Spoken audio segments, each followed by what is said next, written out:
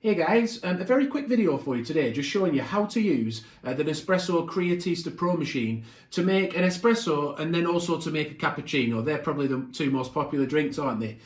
So obviously we need enough water in the machine. So we'll show you the different recipes that come included. You've got like espresso, like we said, and then you've got your milk recipes below that. You can also add custom recipes. We have a video on the channel showing you how to do that.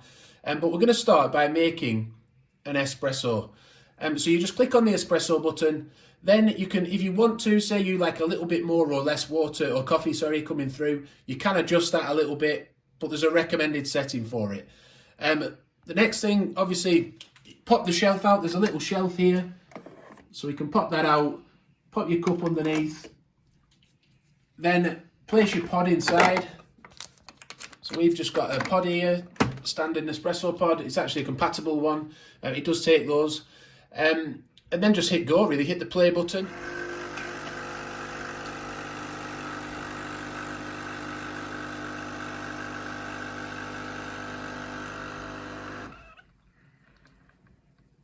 And that same process is applicable for a lungo and a ristretto, those settings on there as well. So the next thing then we're going to make is a cappuccino. So we've got the correct setting on top here, the cappuccino setting.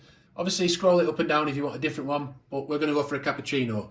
You're going to want to put enough milk in the milk jug so you have a minimum line and a maximum line. Depending on which drink you're making will determine how much milk you actually put in, but for the cappuccino we've just put it to the minimum line. Then we want to set up the cappuccino settings.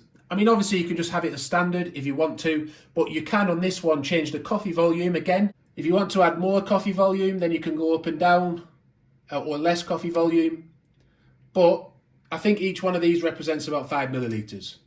Then you can also adjust the milk froth level. So if you want a cappuccino but slightly frothier, which is what we seem to do here, we've gone one setting up for the cappuccino level. And also you can change the coffee heat. Now my wife makes cappuccinos in this house and you can tell she likes her milk to be hot because it's nearly on the maximum level.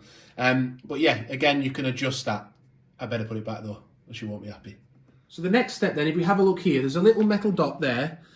So we need to put the jug under the steam one. So we lift the steam on, pop the jug under. So you can see we've comfortably positioned that jug over the metal dot. The machine also gives you a little reminder to do that anyway on this machine quite often. So you now pop your pod in, close the lever, and again, press the play button. Oh, it's saying make sure it's positioned over the metal dot. That's exactly what we just said, isn't it? So I've done that, and away we go.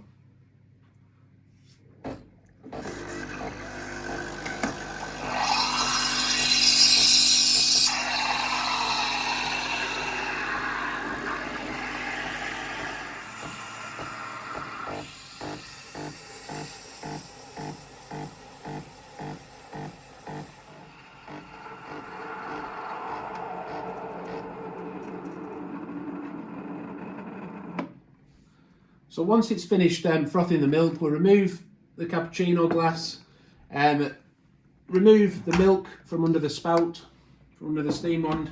Then we want a little cloth just to wipe down any excess milk, and then it will purge out into the bottom of the tray. Now, as you see, it gets very messy. You can either maybe put a cloth under it just to catch that, or we actually catch it in a cup most of the time, or even in the jug once we've poured the milk out. That's just a little tip for you there.